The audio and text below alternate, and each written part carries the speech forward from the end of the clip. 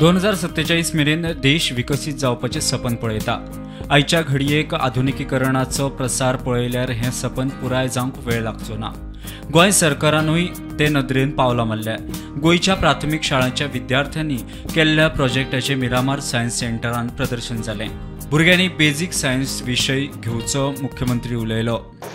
आज सगळी भुरगीं थंयसर प्रोजेक्ट जे घेवन आयिल्ली ती गव्हर्मेंट प्रायमरी स्कुलाची भुरगीं गव्हर्मेंट प्रायमरी